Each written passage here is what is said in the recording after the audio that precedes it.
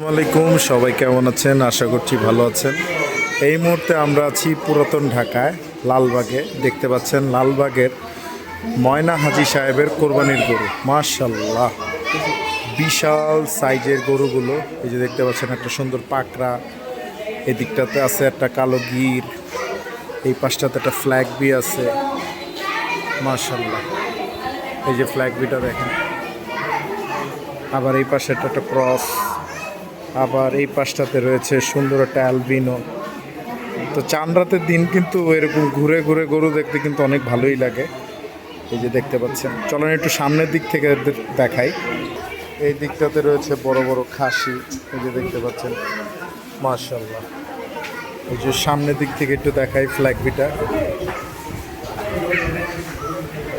মাশাআল্লাহ, খুব সুন্দর একটা ফ্ল্যাগ বি।